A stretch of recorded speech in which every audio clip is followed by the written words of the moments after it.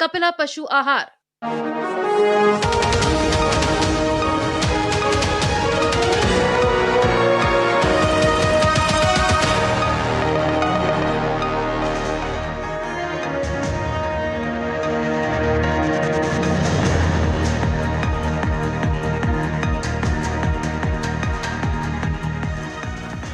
नमस्कार, मैं हूं सुधीर चौधरी और डीडी न्यूज के इस नए शो डिकोड में आपका बहुत बहुत स्वागत है। जैसे ही इजराइल और ईरान का युद्ध खत्म हुआ, रशिया और यूक्रेन के बीच चल रहा युद्ध तेज हो गया और इस वक्त की सबसे बड़ी खबर यह है कि रशिया ने यूक्रेन पर एक जबरदस्त हमला किया है और यूक्रेन के लुहांस्क इलाके पर पूरी तरह से कब्जा कर लिया है।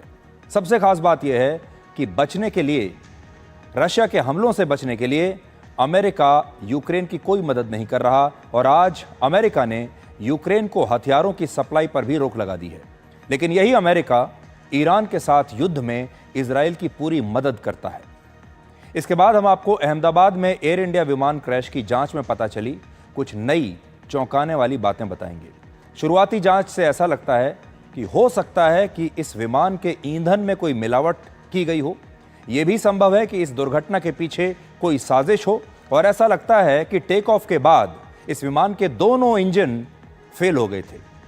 इस विमान दुर्घटना के बाद अब पूरी दुनिया में हवाई यात्रा करने वाले लोग काफी सहमे हुए हैं और आपने भी देखा होगा कि अब अचानक विमान में होने वाली तकनीकी गड़बड़ी की खबरें पूरी दुनिया से आने लगी हैं और जैसे ही उड़ते विमान में कोई जरा सा भी टर्बुलेंस आता है तो लोग घबराकर चिल्लाने लगते हैं।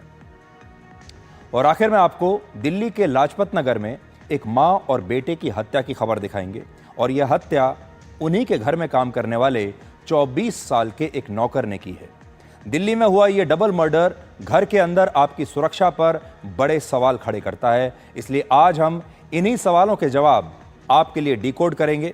अगर आप भी अपने घर में कुछ कर्मचारियों को रखते हैं, डोमेस्टिक हेल्प्स को रखते हैं, तो आज हम आपको बताएंगे कि आप अपने घरों में कैसे सुरक्षित रह सकते हैं। कम से कम कोशिश तो कर ही सकते हैं।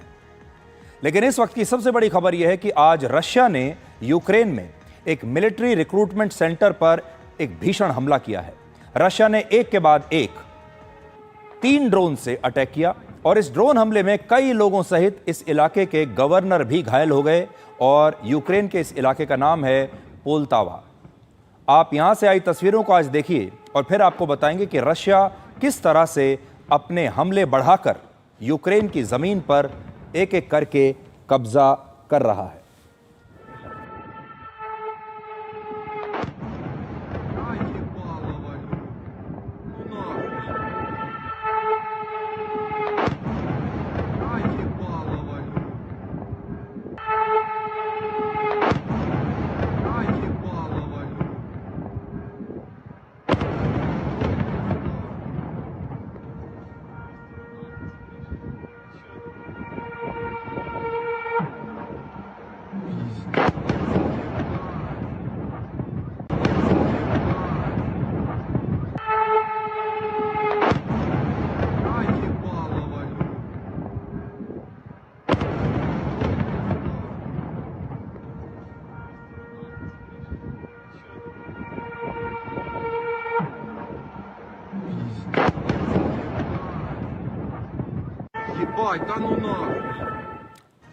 रशिया का दावा है कि पिछले 1 महीने में यूक्रेन के मोर्चे पर उसे बहुत बड़ी सफलता मिली है। सिर्फ जून के महीने में ही रशिया ने यूक्रेन के 550 वर्ग किलोमीटर से भी बड़े इलाके पर कब्जा कर लिया है और नवंबर 2024 के बाद से ये किसी 1 महीने के अंदर अंदर यूक्रेन को हुआ सबसे बड़ा नुकसान है। रशिया की सेना यूक्रेन के सुमी शहर में 7 किलोमीटर अंदर तक दाखिल हो चुकी है और ये वो इलाका है जहां पर इस समय रशिया और यूक्रेन के बीच सबसे भीषण जंग चल रही है। अब यूक्रेन के लुहांस्क इलाके पर रशिया का 100% कब्जा हो चुका है और रशिया के मुताबिक मंगलवार को उसने इस पर कब्जा किया और इसका आधिकारिक ऐलान भी अब रशिया ने कर दिया है। ये वो इलाका है यूक्रेन का जो आप अभी मानचित्र पर देख रहे हैं, जहां रशिया ने अब अपना कब्जा कर लिया है। और आप देखिए, ये सीमावर्ती इलाका है, यानी यूक्रेन की सीमा रशिया से जहां लगती है उस पूरे इलाके पर रशिया ने कब्जा कर लिया है। ये यूक्रेन के पूर्वी हिस्से में मौजूद 4 बहुत ही महत्वपूर्ण इलाकों में से एक है, इसलिए इसे रशिया की एक बड़ी सफलता माना जाएगा। हालांकि ऐसा नहीं है कि हमले सिर्फ रशिया की सेना ही कर रही है। रशिया के एक मिलिट्री अड्डे पर यूक्रेन ने भी एक बड़ा हमला किया है और इस हमले में रशिया के एक वेपन डेपो को निशाना बनाया गया, यानी यूक्रेन भी रशिया को उसी की भाषा में जवाब दे रहा है।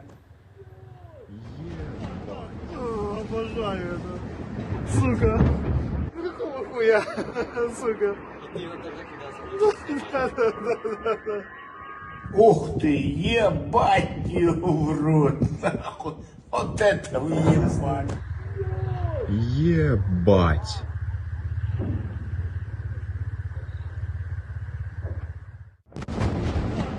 Обожаю это. Сука. Какого хуя, сука. Ух ты, ебать. यूक्रेन के एक हमले में रशिया की नौसेना के एक डिप्टी कमांडर की भी मौत हो गई है और रशिया के कमांड पोस्ट पर हुए हमले में इस डिप्टी कमांडर के साथ 10 सैनिक भी मारे गए। और ऐसा दावा है कि इस युद्ध में यूक्रेन के हमलों में मारे गए ये रशिया के सबसे वरिष्ठ मिलिट्री कमांडर्स में से एक हैं। इससे पहले 29 जून को रशिया ने यूक्रेन पर अब तक का सबसे बड़ा हवाई हमला किया था और अब यूक्रेन के जवाबी हमलों से ऐसा लगता है कि मानो फरवरी 2022 से चल रहा ये युद्ध और तेज हो गया है। यानी दुनिया पहले इजराइल और ईरान के बीच चल रहे युद्ध से परेशान थी और जैसे ही इजराइल और ईरान का युद्ध रुका, ये युद्ध अचानक से तेज हो गया। और तस्वीरें आप देख सकते हैं वहां से जो लगातार आ रही हैं। अब रशिया का जो रक्षा मंत्रालय है वो भी अपनी तस्वीरें रिलीज कर रहा है और वही तस्वीरें आज हम आपको दिखा रहे हैं।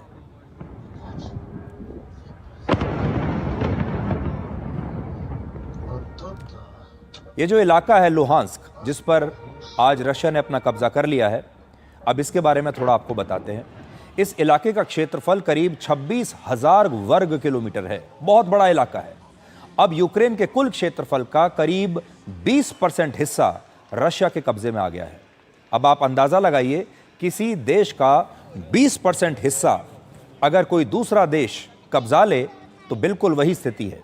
और ये वही इलाका है जहां पर रशिया और यूक्रेन की सेनाएं लगातार एक दूसरे पर हमला कर रही हैं और यहां पर कब्जे के बाद रशिया को आसपास के दूसरे इलाकों पर हमला करने में भी काफी मदद मिलेगी। ये शहर वर्ष 1795 से ही एक बड़ा औद्योगिक क्षेत्र रहा है। यहाँ के ज़्यादातर लोग रशियन भाषा बोलते हैं और ये माना जाता है कि रशिया को हमेशा से यहाँ पर लोकल सपोर्ट मिलता रहा है, क्योंकि यहाँ के जो लोग हैं, यहाँ रहने वाले स्थानीय लोग, ये रशिया की तरफदारी करते हैं और ये रशियन बोलने वाली जनता है। यूक्रेन के लिए दूसरी बुरी खबर आज अमेरिका से आई, क्योंकि अमेरिका ने यूक्रेन को हथियारों की सप्लाई पर अब रोक लगा दी है। तो देखिए यूक्रेन के लिए कितना बुरा समय चल रहा है। एक तरफ रशिया ने अपने हमले बढ़ा दिए हैं, रशिया ने यूक्रेन का एक बड़ा इलाका अपने कब्जे में ले लिया है और दूसरी तरफ अमेरिका से जो मदद मिलनी चाहिए थी, जो हथियार आने चाहिए थे, वो भी अमेरिका ने रोक दिए हैं। अब यूक्रेन को यह समझ में नहीं आएगा कि वो रशिया से कैसे लड़े। अमेरिका की मीडिया का यह दावा है कि यूक्रेन को दिए जा रहे जिन हथियारों पर रोक लगी है, उनमें हवाई हमलों को रोकने वाला एयर डिफेंस सिस्टम और सटीक निशाना लगाने वाले ऐसे हथियार शामिल हैं जिनसे यूक्रेन को खुद का बचाव करने में काफी मदद मिलती। तो अब सोचिए, रशिया ने एक के बाद एक हवाई हमले बढ़ा दिए हैं, मिसाइल से हमले किए जा रहे हैं, ड्रोन से हमले किए जा रहे हैं। ये सारे हमले रोकने के लिए यूक्रेन को एक अच्छा एयर डिफेंस सिस्टम चाहिए, लेकिन अमेरिका से एयर डिफेंस सिस्टम के मामले में जो मदद मिलनी चाहिए थी, जो हथियार मिलने चाहिए थे, वो सब अमेरिका ने अब रोक दिए हैं। और इसीलिए रशिया के लिए अब हवाई हमले करना आसान हो जाएगा, क्योंकि यूक्रेन के पास अब एयर डिफेंस सिस्टम जो है वो लगातार कमजोर स्थिति में पहुंच गया है। ट्रंप की सरकार ने अपने इस फैसले का बचाव करते हुए कहा है कि उनकी जांच में कुछ स्पेशल हथियारों का स्टॉक कम मिला है, इसलिए ये रोक लगाई गई है। यानी रशिया के हमलों से बचने के लिए अमेरिका अब यूक्रेन की कोई मदद नहीं कर पाएगा। अमेरिका के राष्ट्रपति डोनाल्ड ट्रंप खुद को दुनिया का मिनिस्टर ऑफ सीज फायर बनाना चाहते हैं। वो दुनिया को दिखाते हैं कि वो जहां भी जाते हैं युद्ध रुकवा देते हैं, सीज फायर करा देते हैं। उन्होंने अपने चुनाव प्रचार के दौरान भी ये वादा किया था, दावा किया था कि जब वो राष्ट्रपति बन जाएंगे तो सिर्फ 24 घंटे में रशिया और यूक्रेन के बीच युद्ध को रुकवा देंगे। हालांकि अब उन्हें अमेरिका का राष्ट्रपति बने 5 महीने से भी ज्यादा का समय बीत चुका है, लेकिन अब तक वो रशिया और यूक्रेन के बीच इस युद्ध को रुकवा नहीं पाए हैं। अब जरा ये सोचिए कि अमेरिका किस तरह से यूक्रेन को धोखा दे रहा है। अमेरिका के 2 सहयोगी हैं, पहला इजराइल और दूसरा यूक्रेन। दोनों ही अमेरिका के अलाई हैं, दोनों ही अमेरिका के दोस्त हैं। लेकिन क्या अमेरिका अपने दोनों दोस्तों की एक जैसी मदद कर रहा है? जवाब है बिल्कुल नहीं। इजराइल ने ईरान के साथ युद्ध लड़ा और यूक्रेन इस समय रशिया के साथ युद्ध लड़ रहा है। इन दोनों को दी गई मदद में अमेरिका का भेदभाव साफ दिखता है। इजराइल की जनसंख्या 97 लाख से ज्यादा है, यूक्रेन की आबादी 3 करोड़ 70 लाख है। जनसंख्या के मामले में यूक्रेन इजराइल से लगभग 3 गुना बड़ा देश है। इजराइल का क्षेत्रफल 20,700 वर्ग किलोमीटर से ज्यादा है और यूक्रेन का क्षेत्रफल 6 लाख वर्ग किलोमीटर के आसपास है। तो जरा देखिए, क्षेत्रफल में भी इजराइल से कहीं बड़ा देश है यूक्रेन, और यूक्रेन इस मामले में इजराइल से करीब 29 गुना ज्यादा बड़ा है क्षेत्रफल के मामले में। यानी यूक्रेन इजराइल से हर मामले में बड़ा है, उसका क्षेत्रफल ज्यादा है, उसकी आबादी ज्यादा है, लेकिन ट्रंप यूक्रेन से ज्यादा इजराइल के साथ दिखता है। इजराइल को अमेरिका ने वर्ष 2022 से लेकर अब तक 2 लाख करोड़ रुपए से ज्यादा की मदद दी है, जबकि यूक्रेन को वर्ष 2022 में इस युद्ध के शुरू होने के बाद से अब तक 15 लाख करोड़ रुपए से ज्यादा की मदद मिली है। यानी यूक्रेन को इजराइल के मुकाबले 7 गुना ज्यादा मदद मिल चुकी है। हालांकि इसके बाद भी यूक्रेन रशिया का मुकाबला कर नहीं पा रहा। और यूक्रेन को यह मदद कहां से मिल रही है? अमेरिका से मिलती है, यूरोपीय यूनियन, नेटो देशों से मिलती है। अमेरिका ने इजराइल को 40 से ज्यादा F-35 फाइटर जेट्स दिए हैं, जो 5वीं पीढ़ी के लेटेस्ट दुनिया के बेहतरीन विमान हैं। इन्हें दुनिया का सबसे शक्तिशाली विमान भी माना जाता है। इसके मुकाबले अमेरिका की मदद से ही यूक्रेन को F-16 फाइटर जेट मिले, जो 4थी पीढ़ी के विमान हैं, थोड़े से आउटडेटेड हैं। ये दोनों he made in America fighter jets हैं। पश्चिमी देशों ने मिलकर यूक्रेन को 80 F-16 एयरक्राफ्ट देने का वादा किया था, पर ये सभी विमान अभी तक यूक्रेन को मिले नहीं। कुछ एयरक्राफ्ट मिल गए हैं और रशिया ने अभी तक यूक्रेन के 3 F-16 फाइटर जेट्स को मार भी गिराया है। ऐसा इसलिए हुआ क्योंकि ये विमान पुराने हैं और रशिया के सामने टिक नहीं पा रहे। एयर डिफेंस सिस्टम को लेकर भी अमेरिका ने इजराइल और यूक्रेन के बीच भेदभाव किया। इजराइल को अमेरिका ने अपना आधुनिक एयर डिफेंस सिस्टम दिया, जिसका नाम है थाड। इसे अमेरिका अपना सबसे ताकतवर एयर डिफेंस सिस्टम मानता है, जो 200 किलोमीटर की दूरी तक मिसाइलों के हमले को 100% रोकने का दावा करता है, जबकि यूक्रेन को अमेरिका ने अपना पैट्रियट एयर डिफेंस सिस्टम दिया और यह सिस्टम सिर्फ 70 किलोमीटर की दूरी तक हवाई हमलों को रोकता है। यूक्रेन में कई बार ऐसा हुआ है जब किसी इलाके में पैट्रियट सिस्टम तैनात था, लेकिन वो रशिया के हवाई हमलों को रोक नहीं पाया। हालांकि इजराइल के पास भी यही डिफेंस सिस्टम मौजूद है। अब आप सोचिए कि इजराइल को अमेरिका हर तरह की मदद देता है, जबकि ईरान के अंडरग्राउंड न्यूक्लियर प्लांट्स को नष्ट करने की जरूरत थी तब अमेरिका ने अपने B-2 बॉम्बर विमान भेजकर ईरान पर हमले किए। जब इजराइल और ईरान के बीच युद्ध चल रहा था, तब अमेरिका ने अंतर्राष्ट्रीय मंचों पर इजराइल का पूरा बचाव किया और इसकी वजह यह थी कि अमेरिका भी ईरान को अपना दुश्मन मानता है। इजराइल की तरह अमेरिका भी ईरान के परमाणु कार्यक्रम को खत्म करना चाहता है। यूक्रेन और रशिया के बीच चल रहे युद्ध में भी एक तरफ अमेरिका का सहयोगी यूक्रेन है, तो दूसरी तरफ अमेरिका का सबसे बड़ा दुश्मन रशिया है। तो अगर हम इन दोनों युद्ध की तुलना करें कि अमेरिका का एक रवैया है इजराइल के प्रति और दूसरा है यूक्रेन के प्रति, उसका एक बड़ा फैक्टर है कि इन दोनों देशों के सामने कौन है। इजराइल के सामने था ईरान, जो कि अमेरिका का भी उतना ही बड़ा दुश्मन है। इसलिए अमेरिका ने ईरान के खिलाफ इजराइल की काफ़ी मदद की। लेकिन रशिया जो यूक्रेन के सामने खड़ा है, क्या अमेरिका यही हिम्मत रशिया के सामने भी दिखाएगा? हालांकि इसके बाद भी अमेरिका खुलकर यूक्रेन का साथ दे नहीं रहा है। उसने यूक्रेन को हथियार तो दिए हैं, लेकिन यूक्रेन का साथ देकर कभी अमेरिका ने रशिया पर कोई हमला नहीं किया। ईरान पर हमला किया, लेकिन रशिया से अमेरिका आज भी एक दूरी बनाकर रखता है। इसकी 4 बड़ी वजह हैं। पहली, रशिया ईरान के मुकाबले कहीं ज्यादा मजबूत देश है। रशिया के पास दुनिया में सबसे ज्यादा परमाणु हथियार हैं। अमेरिका से भी ज्यादा हथियार रशिया के पास हैं। दूसरा, रशिया के दोस्तों की लिस्ट ईरान से लंबी है। रशिया के साथ आज चीन खड़ा है, दूसरे देश भी खड़े हैं। इसलिए अमेरिका रशिया के खिलाफ साफ साफ लड़ाई में उतरने से आज भी बहुत सोचेगा, सोच समझ कर ये काम करेगा, क्योंकि रशिया के दोस्तों की जो लिस्ट है ये बहुत लंबी है। और अगर अमेरिका ने रशिया पर कुछ करने की कोशिश की तो फिर ये एक बड़ा युद्ध हो सकता है और विश्व युद्ध में तब्दील हो सकता है। इसलिए ईरान पर हमला करना तो आसान है, लेकिन रशिया पर हमला करना बहुत मुश्किल है अमेरिका के लिए। तीसरा, रशिया अपने हथियार भी खुद बनाता है और उन्हें दुनिया के दूसरे देशों को बेचता भी है। यानी वो हथियारों का निर्माता, सौदागर दोनों है और हथियारों के मामले में किसी दूसरे देश पर वो डिपेंडेंट नहीं है, किसी दूसरे देश पर आश्रित नहीं है।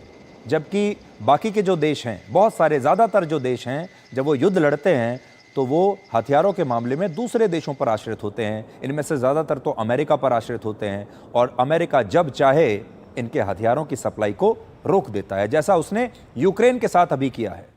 अमेरिका ने अब तय किया है कि वो यूक्रेन को और हथियार नहीं देगा। अब यूक्रेन कहाँ से हथियार लेगा? लेकिन ये स्थिति रशिया के साथ नहीं है। रशिया अपने हथियार खुद बनाता है।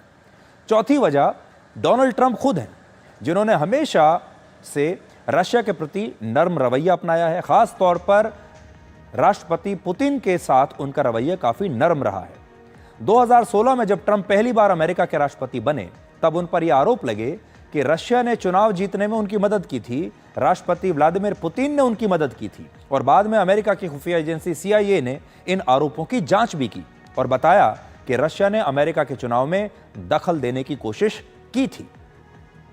अमेरिका में ऐसा माना जाता है कि अगर अभी जो बाइडेन राष्ट्रपति होते तो यूक्रेन को और ज्यादा आक्रामक तरीके से मदद दी जाती। तो अब क्योंकि सत्ता बदल चुकी है, जब जो बाइडेन थे अमेरिका के राष्ट्रपति, तो उन्होंने खुलकर यूक्रेन की मदद की थी, खुलकर पैसा बहाया यूक्रेन की मदद करने के लिए। लेकिन जब डोनाल्ड ट्रंप आए तो उन्होंने कहा कि ये सारा पैसा बर्बाद हो रहा है, अगर मैं चुनाव जीता तो मैं यूक्रेन को मिलने वाली ये सारी मदद रोक दूंगा, क्योंकि इस पर अमेरिका के लोगों का पहला अधिकार है। फरवरी 2022 से रशिया और यूक्रेन के बीच ये लड़ाई चल रही है और आपके मन में ये सवाल ज़रूर होगा कि रशिया का लक्ष्य क्या है, वो ये युद्ध क्यों लड़ रहा है और ये युद्ध कब खत्म हो सकता है। तो इस समय रशिया ने लुहांस्क पर 100% कब्जा कर लिया है। पिछले 3.5 सालों में रशिया ने कुल मिलाकर यूक्रेन के 20% हिस्से पर अब तक कब्जा किया है और उसका लक्ष्य है कि यूक्रेन के बहुत बड़े इलाके पर वो कब्जा कर ले। आप मानचित्र में इसे देख सकते हैं। तब रशिया और यूक्रेन के बीच निप्रो नदी होगी, जो किसी नेचुरल बॉर्डर जैसी होगी और रशिया के लिए उस सीमा की रक्षा करना बेहद आसान हो जाएगा।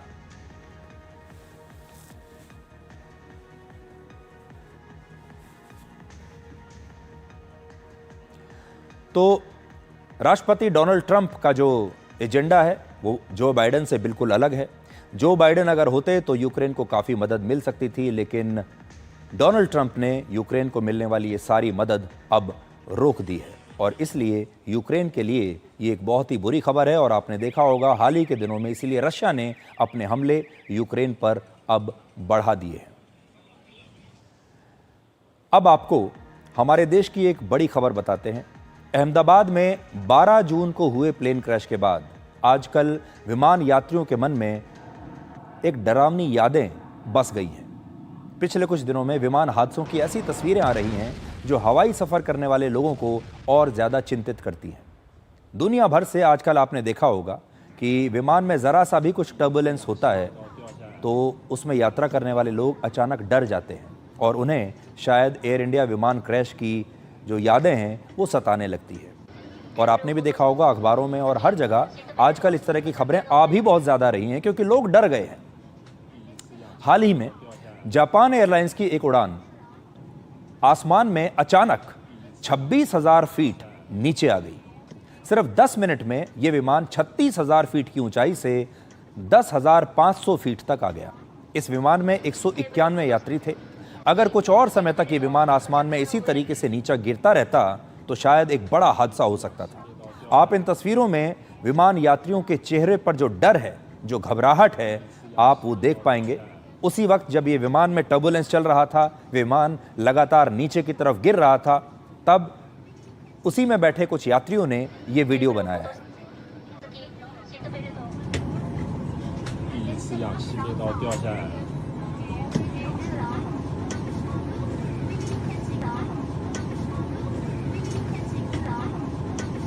テーブルを戻し次シートベルトご着用の上。第一次氧气裂道掉下来了。第一次氧气裂道掉下来了。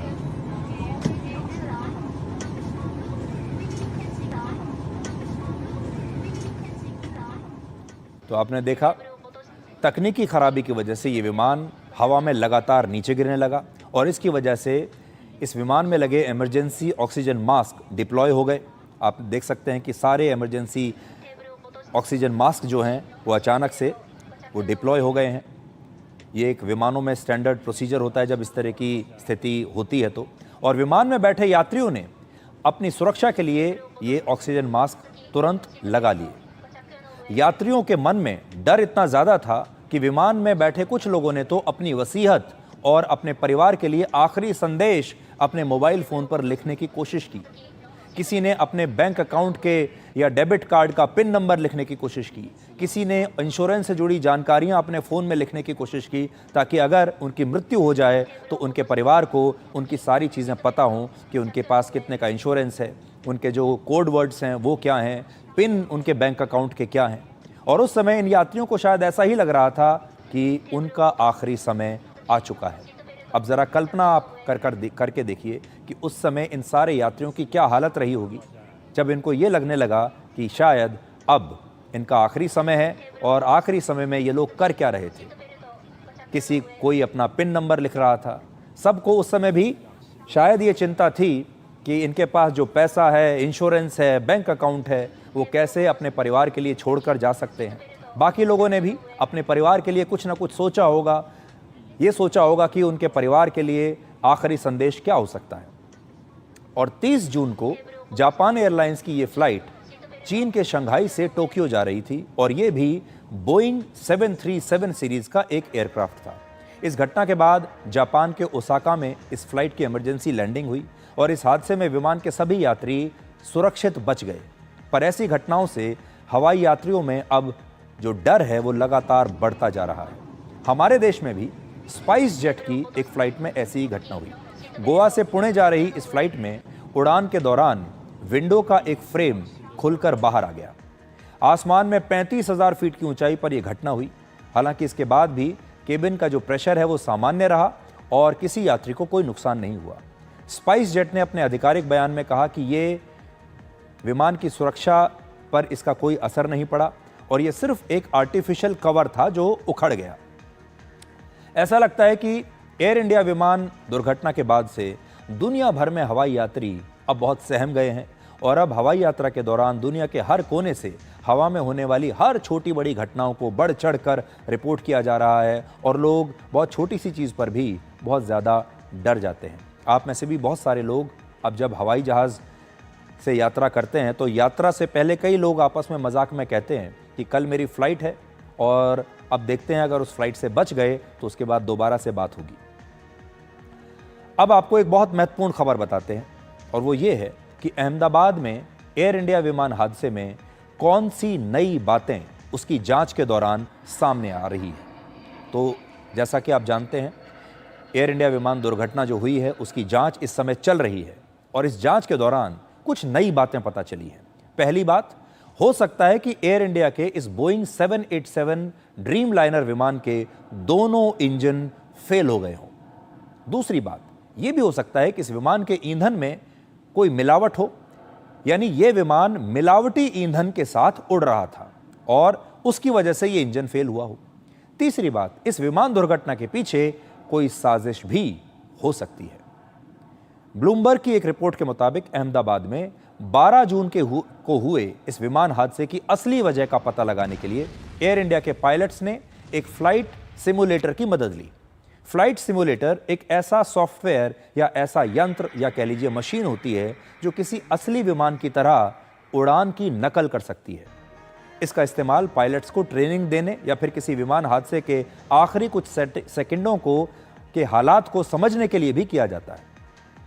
एयर इंडिया के पायलट्स ने फ्लाइट सिमुलेटर में उस विमान की स्थिति बिल्कुल वैसी ही रखी जैसी अहमदाबाद में हुए हादसे के समय थी। यानी उन्होंने एक फ्लाइट सिमुलेटर लिया, उसमें वही सेटिंग, वही स्थिति फीड की जैसा कि क्रैश होने वाले विमान की थी, और फिर उन्होंने देखा कि उस समय क्या हुआ होगा। और इसमें विमान के लैंडिंग गियर नीचे रखे गए, विंग फ्लैप्स को भी क्रैश होने से पहले उसी पोजीशन में रखा गया जैसा कि दुर्घटनाग्रस्त होने वाले विमान का था। और इस जांच के बाद पायलट्स को पता चला कि सिर्फ इन वजहों से विमान क्रैश नहीं हो सकता। आपको याद होगा उस दिन भी दुनिया बड़ी हैरान हो रही थी कि आखिर इतना सोफिस्टिकेटेड, इतना अच्छा विमान जिसकी आज तक कभी कोई दुर्घटना नहीं हुई, जिसका ट्रैक रिकॉर्ड 100% है सुरक्षा के मामले में, यह विमान अचानक ऐसे क्रैश कैसे हो सकता है। तो अब धीरे धीरे पता चल रहा है। आपको याद होगा अहमदाबाद में इस हादसे के ठीक बाद सोशल मीडिया और न्यूज चैनल्स पर दुनिया भर के कई एविएशन एक्सपर्ट्स इस मुद्दे पर जोर देकर भारतीय पायलटों की क्षमता पर सवाल उठा रहे थे। बहुत सारे लोगों ने यह दावा किया था कि पायलट्स की गलती थी और पायलट्स की गलती की वजह से यह विमान क्रैश हुआ है। लेकिन फ्लाइट सिमुलेटर में हुए परीक्षणों में यह पता चला कि एयर इंडिया की फ्लाइट के जमीन से टकराने से ठीक पहले बोइंग 787 ड्रीमलाइनर विमान में लगा रैम एयर टरबाइन अपने आप एक्टिवेट हो गया था। जब किसी विमान के सारे सिस्टम्स फेल हो जाते हैं तब ये रैम एयर टरबाइन विमान से बाहर आ जाता है और इसमें छोटे छोटे प्रोपेलर्स लगे होते हैं जो हवा की मदद से विमान के महत्वपूर्ण सिस्टम्स के लिए तब बिजली बनाते हैं। और इसकी तैनाती का मतलब यह होता है कि उस समय विमान में कोई बहुत गंभीर तकनीकी खराबी आ गई होगी, या तो विमान के दोनों इंजन एक साथ बंद हो गए या फिर विमान का पूरा इलेक्ट्रिकल सिस्टम फेल हो गया। फ्लाइट सिमुलेटर में हुआ यह परीक्षण एयरक्राफ्ट एक्सीडेंट इन्वेस्टिगेशन ब्यूरो की आधिकारिक जांच से अलग है। इसका इस्तेमाल करके अहमदाबाद में हुए इस प्लेन क्रैश के संभावित कारणों का पता लगाने की एक कोशिश की गई और इस फ्लाइट की मे डे कॉल और विमान के जमीन से टकराने के बीच सिर्फ 15 सेकंड का अंतर था, ओनली 15 सेकंड्स। तो ये पूरी जो कहानी है ये 15 सेकंड की है। अहमदाबाद के एयरपोर्ट से टेक ऑफ के बाद ये विमान आसमान में 625 फीट की ऊंचाई तक ही पहुंच पाया, सिर्फ 625 फीट, और उसके बाद एयरपोर्ट के पास ही ये गिर गया। इस विमान में सवार 242 लोगों में से 241 की मौत हो गई और सिर्फ एक यात्री ही जिंदा बचा। इस विमान के पायलट कैप्टन सुमित सबरवाल के पास 8,200 घंटे से ज्यादा का उड़ान भरने का अनुभव था। यानी वो कोई कच्चे पायलट नहीं थे, बहुत अनुभवी पायलट थे। एक इतना अनुभवी पायलट जिसे इतना अनुभव रहा हो वो कोई इस प्रकार की गलती नहीं करेगा। और फिर भी बहुत सारे लोगों ने कोशिश की कि वो ये कहें कि ये जो हादसा हुआ है ये पायलट की गलती से। पायलट की मे डे कॉल का एक मतलब ये है कि ये दुर्घटना मानवीय भूल से नहीं बल्कि पूरा सिस्टम फेल होने की वजह से हुई हो। और एयरक्राफ्ट एक्सीडेंट इन्वेस्टिगेशन ब्यूरो इस विमान के ईंधन में मिलावट और साजिश के एंगल की भी जांच कर रहा है। और ऐसा इसलिए क्योंकि ये पहला मौका है जब बोइंग 787 ड्रीमलाइनर का पूरी दुनिया में कभी कोई विमान क्रैश हुआ हो। इससे पहले इस मॉडल का कोई भी विमान कहीं भी क्रैश नहीं हुआ है। अहमदाबाद एयरपोर्ट में जिस स्थान पर विमानों का ईंधन रखा जाता है अब वहां की फोरेंसिक जांच हो रही है। इस विमान हादसे की जांच करने वालों के मुताबिक इस विमान को बहुत ज्यादा मेंटेनेंस की आवश्यकता होती है। जो बोइंग 787 ड्रीमलाइनर विमान है इसकी जो मेंटेनेंस है ये काफ़ी हाई होती है। बहुत सारे प्रोसेस होते हैं विमान के टेक ऑफ करने से पहले जिन्हें पूरा करना होता है और हो सकता है कि मेंटेनेंस के दौरान विमान के साथ कोई साजिश की गई हो, किसी ने इसमें पहले कुछ किया हो। यह भी हो सकता है कि किसी ने ईंधन में मिलावट कर दी हो। यह भी हो सकता है कि इस विमान में जब मेंटेनेंस इसकी चल रही थी उस समय किसी ने कोई ऐसी गड़बड़ की हो जिसकी वजह से विमान टेक ऑफ करते ही इसके दोनों इंजन फेल हो गए। वरना सीधे सीधे अगर आप देखें, इस प्रकार के विमान के क्रैश हो जाना अपने आप में इसका कोई मतलब समझ में नहीं आता।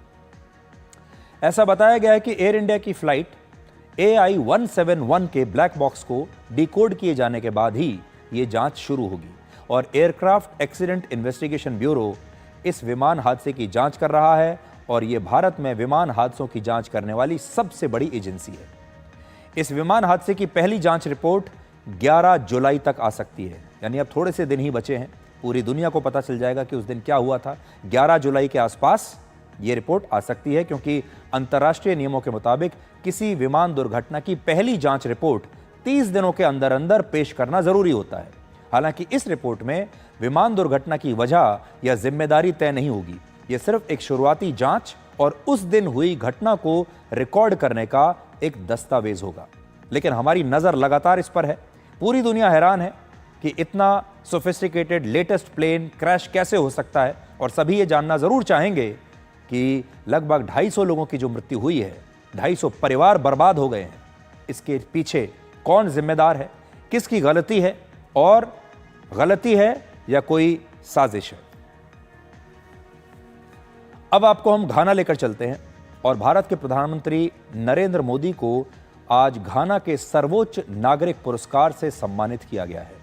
घाना के सर्वोच्च सम्मान से पहले प्रधानमंत्री मोदी को रशिया, अमेरिका, फ्रांस, UAE के साथ साथ 24 देशों से नागरिक सम्मान प्राप्त हो चुके हैं, जो भारत के किसी भी राजनेता के लिए एक रिकॉर्ड है। प्रधानमंत्री मोदी से पहले दुनिया की कई बड़ी हस्तियों को घाना के सर्वोच्च नागरिक सम्मान से वैसे तो नवाजा गया है, जिसमें साउथ अफ्रीका के पूर्व राष्ट्रपति नेल्सन मंडेला, ब्रिटेन की क्वीन एलिजाबेथ II और ब्रिटेन के किंग चार्ल्स III शामिल हैं। प्रधानमंत्री नरेंद्र मोदी ने आज घाना की संसद को भी संबोधित किया है और वर्ष 2014 से लेकर अब तक 14 बार विदेशी सांसदों को प्रधानमंत्री मोदी ने संबोधित किया है और अपने आप में यह भी एक रिकॉर्ड है। घाना की संसद को संबोधित करते हुए आज उन्होंने कहा कि घाना में भारत के लोग उसी तरह घुल मिल गए हैं जैसे चाय में शक्कर मिली होती है। उन्होंने ये जोर देकर कहा कि उनकी ये 2 दिन की घाना यात्रा भारत और अफ्रीका के पुराने और मजबूत रिश्तों को फिर से सशक्त करने का एक अवसर है। India is the mother of democracy. हमारे लिए लोकतंत्र एक सिस्टम नहीं बल्कि संस्कार है। हजारों वर्षों से लोकतंत्र ने भारतीय समाज को निरंतर गति दी है। The Rigveda, one of the world's oldest scriptures, says, "Ano bhadraha kratavo yantu vishwatah." It means let good thoughts come to us from all directions. This openness to ideas is the core of democracy. India has over 2,500 political parties. I repeat, 2,500 political parties. 20 different parties governing different states. 22 official languages. Thousands of dialects. This is also the reason that people who came to India have always been welcomed with open hearts. तो प्रधानमंत्री मोदी असल में पूरी दुनिया में जहां भी जाते हैं तो बताते हैं कि भारत क्यों दुनिया का सबसे बड़ा लोकतंत्र है और भारत क्यों एक ऐसा देश है जहां इतनी सारी सभ्यताएं हैं, इतने सारे धर्म हैं, इतनी सारी भाषाएं हैं, इतनी सारी परंपराएं हैं, इतने सारे रीति रिवाज हैं, इतनी सारी जातियां हैं और सब लोग मिलकर कैसे एक लोकतंत्र का हिस्सा हैं। अब हम एक अपराध की खबर का आपके लिए एक सामाजिक विश्लेषण करेंगे। कहने को तो ये एक अपराध की खबर है, एक मर्डर की खबर है, लेकिन इस खबर में सीख बहुत बड़ी है। हमारी ये खबर उन लाखों करोड़ों लोगों को आज बहुत ध्यान से देखनी चाहिए जिनके घर में नौकर काम करते हैं, जो लोग ऑनलाइन खाना और सामान मंगाने के बड़े शौकीन हैं, बात बात पर होम डिलीवरी उनके घर में आती है, जिन्हें लगता है कि ऑनलाइन टैक्सी और बाइक टैक्सी सर्विस ने उनकी ज़िंदगी को बहुत आसान बना दिया है। लेकिन इस सब में बहुत रिस्क भी है, क्योंकि हमारा अगला विश्लेषण देखकर आपके बहुत सारे भ्रम दूर हो जाएंगे। भारत की राजधानी दिल्ली में एक जगह है जिसका नाम है लाजपत नगर। दिल्ली और दिल्ली के आसपास जो लोग रहते हैं वो इस जगह को बहुत अच्छी तरह से जानते होंगे। ये एक बहुत जानी पहचानी जगह है लाजपत नगर। और इस जगह लाजपत नगर में 42 साल की एक महिला और उस महिला के 14 साल के एक बेटे की हत्या उन्हीं के घर में काम करने वाले 24 साल के एक नौकर ने कर दी, क्योंकि इस महिला ने उस नौकर को किसी बात पर डांट दिया था। यह घटना बुधवार रात करीब 9:30 बजे की है। जब इस महिला का पति घर लौटकर आया तो उसने देखा कि घर का दरवाजा अंदर से बंद है और सीढ़ियों से खून टपक रहा है। इसके बाद उसने पुलिस को फोन किया। पुलिस दरवाजा तोड़कर अंदर पहुंची तो जो दृश्य सामने था उसने सबका दिल दहला दिया। 42 साल की यह महिला का शव बेडरूम में पड़ा हुआ था और उसके 14 साल के बेटे का शव बाथरूम में से मिला। दोनों की किसी धारदार हथियार से गला काटकर हत्या की गई। हत्या के आरोप में पुलिस ने इस घर में काम करने वाले एक नौकर को गिरफ्तार कर लिया और नौकर ने पूछताछ में बताया कि उसे किसी बात पर इस महिला ने बहुत डांट दिया था और इसी बात से ये नौकर बहुत क्रोध में आ गया और उसने इस क्रोध में मां और बेटे दोनों की हत्या कर दी। 24 साल का ये नौकर, जिसका नाम है मुकेश, ये बिहार का रहने वाला है और पिछले 3-4 साल से इस परिवार के यहां ही इनके घर में काम कर रहा था। ये तो खबर हो गई। भारत में घरों में काम करने वाले डोमेस्टिक वर्कर्स, घरेलू सहायक जिन्हें आप कह सकते हैं, डोमेस्टिक हेल्प कह सकते हैं, इनका कोई औपचारिक आंकड़ा नहीं है किसी के पास, लेकिन नेशनल डोमेस्टिक वर्कर्स मूवमेंट का एक आंकड़ा कहता है कि घर में काम करने वाले लोगों की संख्या इस समय हमारे देश में 5 करोड़ से भी ज्यादा हो सकती है, जबकि इंटरनेशनल लेबर ऑर्गेनाइजेशन के मुताबिक यह संख्या 2 करोड़ से 8 करोड़ के बीच कुछ भी हो सकती है। जिस व्यक्ति ने दिल्ली के लाजपत नगर में इस महिला और उसके 14 साल के बेटे की हत्या की, वो भी घरों में काम करने वाले इन करोड़ों लोगों में से एक था। लेकिन आप सोचिए कि भारत में कितने लोग घरों में काम करने वाले इन डोमेस्टिक हेल्प्स का पुलिस वेरिफिकेशन कराते हैं। इसलिए आगे बढ़ने से पहले आपसे ही एक सवाल है, आपके घर में अगर कोई डोमेस्टिक हेल्प है, कोई घरेलू सहायक है, कोई नौकर आपने रखा है, तो क्या आपने उसका पुलिस वेरिफिकेशन कराया है? इसके बारे में सबसे पहले आप अपने आप से पूछिए। कितने घरों में इन पर निगरानी रखने के लिए सीसीटीवी कैमरे लगे हुए हैं? इनमें से कितने लोगों का कोई रजिस्ट्रेशन हुआ है? और तो और आप में से कितने लोग जब अपने घरों में साफ सफाई या खाना बनाने के लिए किसी को रखते हैं तो आप उसका आधार कार्ड तक भी कई बार चेक नहीं करते, वेरिफिकेशन नहीं कराते, रजिस्ट्रेशन तो बहुत दूर की बात है, लोकल थाने में इतला नहीं करते कि हमने एक नए आदमी को अपने घर में रखा है। यह हाल तब है जब एक सर्वे के मुताबिक 86% भारतीय चाहते हैं कि उनके पास कम से कम एक फुल टाइम नौकर हो घर में, यानी ऐसा घरेलू कर्मचारी जो 24 घंटे दिन रात उनके साथ रहे, उनकी सेवा करे। अब देखिए, जितने भारतीय सुविधा को लेकर फिक्रमंद हैं, अगर उतने ही लोग अपनी और अपने घर वालों की सुरक्षा की भी चिंता कर लें तो इस तरह के अपराधों को हम कम जरूर कर सकते हैं।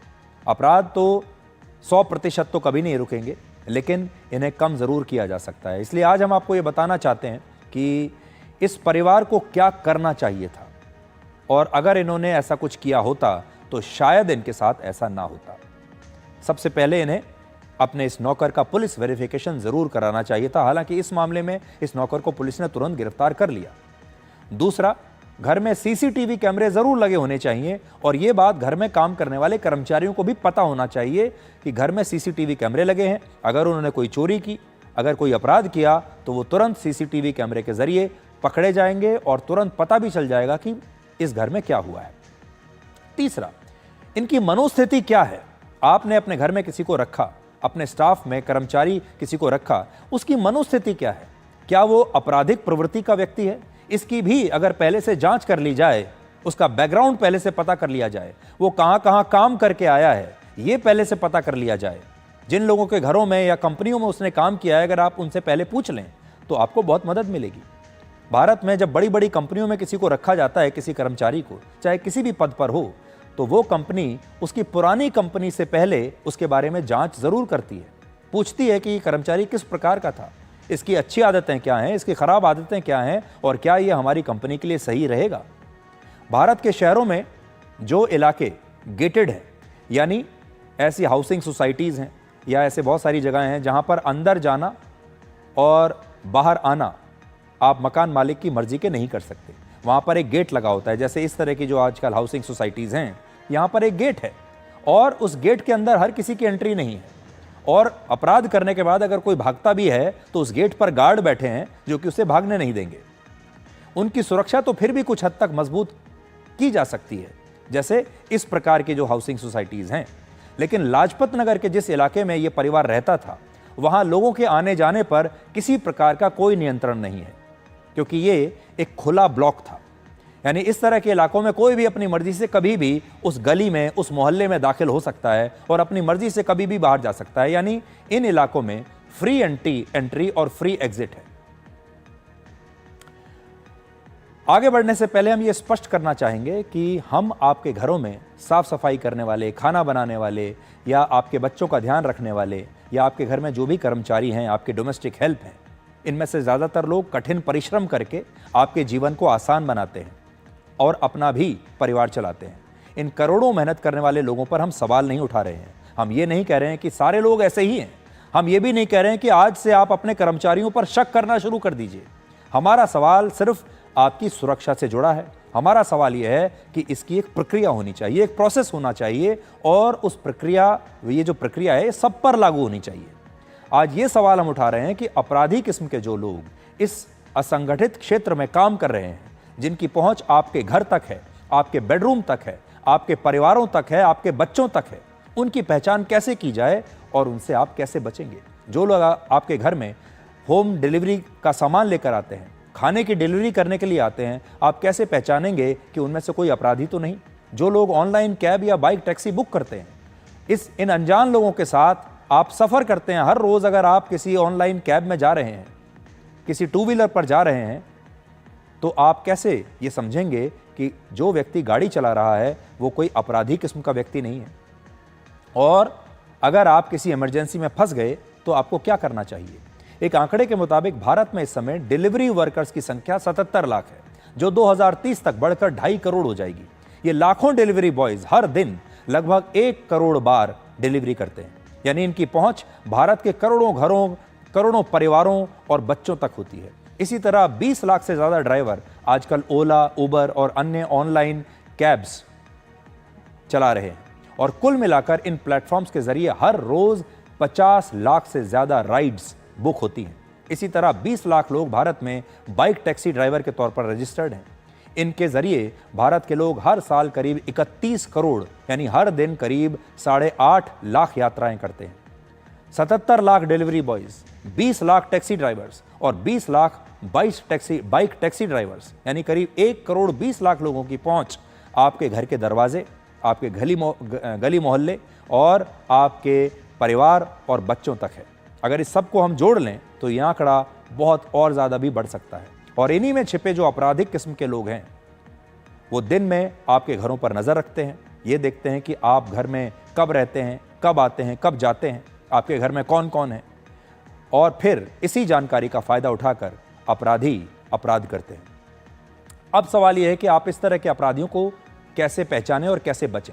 सबसे पहले तो ऑनलाइन डिलीवरी प्लेटफॉर्म्स को भी अब अपने डिलीवरी वर्कर्स का पुलिस वेरिफिकेशन करवाना अनिवार्य होना चाहिए। ये हमें कानून में अब इसको बदलाव करना पड़ेगा कि हर डिलीवरी बॉय का पहले पुलिस वेरिफिकेशन आवश्यक है, हर टैक्सी ड्राइवर का पुलिस वेरिफिकेशन आवश्यक है। इसकी जानकारी उन्हें अपने ऐप पर देनी चाहिए, जिससे ग्राहक को किसी भी ऑर्डर की डिलीवरी के समय ये पता हो कि जो डिलीवरी वर्कर उनके घर पर आ रहा है उसका पुलिस वेरिफिकेशन हो चुका है या नहीं। साथ ही लोगों को ऑनलाइन डिलीवरी प्लेटफॉर्म्स के मोबाइल ऐप पर ऐसी सुविधा मिलनी चाहिए जिसमें वो ये तय कर सकें कि उनके घर सिर्फ वही डिलीवरी वर्कर आ सके जिसका पुलिस वेरिफिकेशन हो चुका है। आपके घर पर ब्यूटी पार्लर की सर्विस देने के लिए जो प्रोफेशनल्स आते हैं, उनका पुलिस वेरिफिकेशन करवाना भी उतना ही अनिवार्य होना चाहिए और उसी कंपनी की जिम्मेदारी होनी चाहिए जो अपने कर्मचारियों को आपके घर भेज रही है। जिन परिवारों में कोई घरेलू कर्मचारी काम करता है, वहां पहला प्रयास यह होना चाहिए कि आप अपने घर में सीसीटीवी कैमरा जरूर लगाएं। भारत में एक परिवार हर महीने घरेलू कर्मचारी पर औसतन 3 से 10 हजार रुपए कुछ भी खर्च कर देता है और बहुत सारे लोग इससे ज्यादा भी करते हैं। इसमें फुल टाइम भी है, पार्ट टाइम भी है। तो फुल टाइम है तो ज्यादा पैसा हर महीने खर्च आप करते हैं, अगर पार्ट टाइम कर्मचारी हैं तो कम करते हैं। लेकिन इसमें भी ज्यादातर लोग घरों में सीसीटीवी कैमरा लगाने पर पैसा खर्च नहीं करना चाहते, जबकि आज की तारीख में 1500 से 3000 रुपए के बीच ही आपके घर में सीसीटीवी कैमरा भी लग सकता है। दूसरा तरीका यह है कि आप जब भी अपने घर में कोई कर्मचारी या नौकर रखें तो एक बार उसकी मानसिक हालत की भी अच्छी तरह से समीक्षा करें और आपको अगर जरा भी शक होता है उसके व्यवहार में तो अपने फैसले पर दोबारा विचार करें। घर में काम करने वाले कर्मचारियों का पुलिस वेरिफिकेशन जरूर करवाओ और अगर कोई नौकर या नौकरानी सिर्फ कुछ घंटों के लिए ही आपके घर आता या आती है तो उसका भी वेरिफिकेशन आप जरूर करवाइए। यह मत सोचिए कि ये तो पार्ट टाइम है। नेबरहुड वॉच जैसे संगठन का निर्माण आप करें ताकि किसी भी सोसाइटी में या मोहल्ले में रहने वाले जो आपके आसपास के पड़ोसी हैं वो लगातार एक दूसरे पर नजर रखें, एक दूसरे के घरों पर नजर रखें, अपराधियों पर भी नजर रखें और अगर किसी को कोई ऐसी मुसीबत का सामना करना पड़ता है तो सबसे पहले आपके पड़ोसी आपकी मदद के लिए आएं। आप अपने पड़ोसियों से बात करके और उनके घरों में ऐसी इमरजेंसी बेल लगा सकते हैं, एक इमरजेंसी घंटी लगा सकते हैं जिसका इस्तेमाल किसी आपातकाल की स्थिति में आप कर सकें। उदाहरण के लिए अगर कोई व्यक्ति जबरदस्ती आपके घर में घुस आया है तो आप ये बेल जरूर दबाएं और आपके पड़ोसी को इसकी जानकारी तुरंत मिल जाएगी। अगर आप ओला, उबर जैसी ऑनलाइन टैक्सी या बाइक सर्विस का इस्तेमाल करते हैं तो यात्रा के दौरान किसी भी अपराध से बचने के लिए आप टेक्नोलॉजी का इस्तेमाल करें। आप अपनी लाइव लोकेशन को हमेशा किसी करीबी के साथ जरूर शेयर करें। आपके जीवन में एक व्यक्ति ऐसा जरूर होना चाहिए जिसके साथ आप अपनी लाइव लोकेशन शेयर कर सकें। अपने किसी करीबी व्यक्ति का नंबर हमेशा स्पीड डायल पर रखें या इमरजेंसी डायल पर रखें और आपके स्मार्टफोन में ये सारे विकल्प मौजूद हैं, सिर्फ आपको इनका इस्तेमाल करना है। कुल मिलाकर आप हर समय अलर्ट रहें, टेक्नोलॉजी को अपने सुरक्षा घेरे की तरह इस्तेमाल करें और किसी को भी काम में रखते समय उसकी पूरी जांच पड़ताल जरूर करवाएं। अब एक छोटा सा ब्रेक हम ले रहे हैं और ब्रेक के बाद बहुत जल्दी से हम लौटते हैं क्योंकि ये ब्रेक सिर्फ 1 मिनट का है।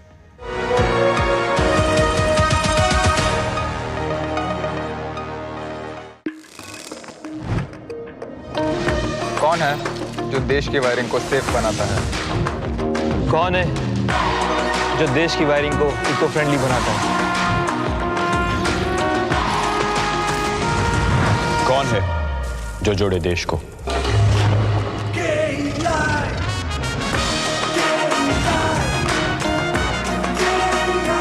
विकसित भारत का विकसित वायर। क्या आप जीवन में अनहोनी घटनाओं की चुनौती से सुरक्षित है? सुरक्षा का भरोसा नेशनल इंश्योरेंस के साथ। प्रोडक्ट्स की एक विशाल रेंज जो सुरक्षित रखे आपके जीवन के हर पहलू को, चाहे हो सेहत, घर, गाड़ी या business. Prompt service, hassle free process, fair settlements और कैशलेस फैसिलिटी के लिए टाई अप। हमारी वेबसाइट या अपने करीबी NIC ऑफिस में जाएं। नेशनल इंश्योरेंस 1906 से आपके भरोसेमंद इंश्योरेंस पार्टनर।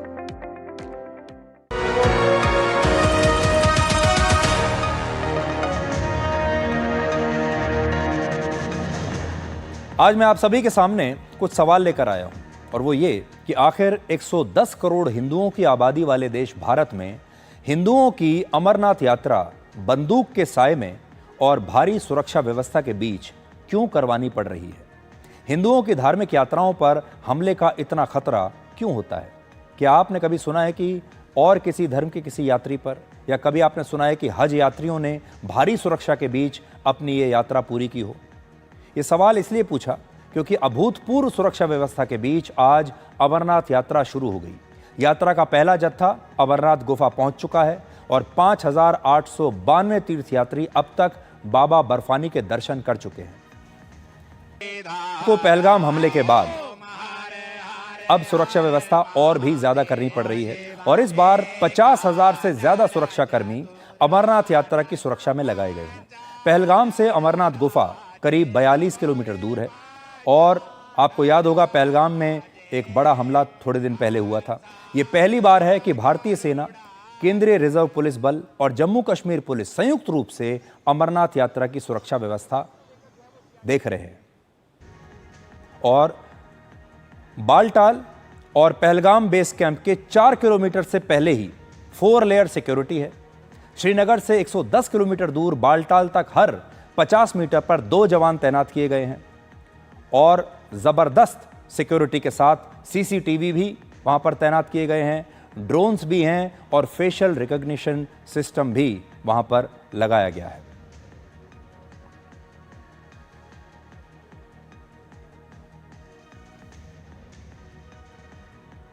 आज बड़ा सवाल यह है कि इतनी बड़ी हिंदुओं की तीर्थ यात्रा जो है, धार्मिक यात्रा, वो बंदूकों के साए में करवानी पड़ रही है। और इसकी बड़ी वजह यह है कि अमरनाथ यात्रा को आतंकवादी बार बार अपना निशाना बनाते रहे हैं। वर्ष 1990 से लेकर 2017 के बीच अमरनाथ यात्रा पर हुए 36 आतंकवादी हमलों में 53 लोग मारे जा चुके हैं और ये खतरा हर साल रहता है। दुनिया में किसी भी धर्म का कोई भी तीर्थ स्थल ऐसा नहीं है जहां लगातार इतने हमले हुए हों। आखिर कश्मीर में इन आतंकवादी हमलों के लिए कौन सी मानसिकता जिम्मेदार है? कहीं इसके पीछे वही मानसिकता तो नहीं जिसकी वजह से 90 के दशक में कश्मीर से हिंदुओं को बाहर निकाल दिया गया था? इसके पीछे वही लोग तो नहीं जो ये मानते हैं कि मूर्ति पूजा करने वालों का नुकसान पहुंचाना उनका मजहबी दायित्व है? तो आप देखिए कि कई बार हमारे देश में, हमारे आसपास ऐसा होता है जब कुछ ऐसी चीज़ें हमारे आसपास हो रही होती हैं जो कि नॉर्मल नहीं हैं, लेकिन धीरे धीरे जब वो हमारे आसपास हर रोज़ होने लगती हैं तो हमें वो चीज़ें नॉर्मल लगने लगती हैं। जैसे अगर आप सोचेंगे कि इतनी बड़ी धार्मिक यात्रा हो रही है और उस धार्मिक यात्रा की सुरक्षा के लिए इतनी बड़ी संख्या में जवानों को वहाँ पर लगाना पड़ रहा है और हमें अब ये बिल्कुल अजीब नहीं लगता। हमें लगता ही नहीं कि इसमें कोई बुराई है। ये बात कुछ अजीब सी लगनी अभी हमें बंद हो गई है और अब हमारे देश में हिंदुओं को आदत पड़ गई है कि जब वो अपनी कोई धार्मिक यात्रा निकालेंगे तो उसकी सुरक्षा व्यवस्था करनी ही पड़ेगी। तो आज बड़ा सवाल यही है कि अब हमारे देश में हिंदुओं को यह आदत पड़ चुकी है कि धार्मिक यात्रा निकालेंगे तो सुरक्षा व्यवस्था की ज़रूरत उन्हें पड़ेगी। अमरनाथ जैसी धार्मिक यात्रा बंदूक के साए में करनी पड़ रही है, सुरक्षा बलों के साए में करनी पड़ रही है, उनके पहरे में करनी पड़ रही है। ये अपने आप में एक बहुत बड़ा स्टेटमेंट है, लेकिन क्योंकि हर साल ऐसा हो रहा है, हर साल पिछले कितने सालों से ऐसा ही चलता आ रहा है, इसलिए अब हम सबको इसकी एक आदत सी पड़ गई है। लेकिन अगर दोबारा से एक बार नज़र डालकर इसे देखेंगे तो आपको ये बात बहुत अजीब लगेगी। अब एक और छोटा सा ब्रेक और ब्रेक के बाद आपसे दोबारा मिलते हैं।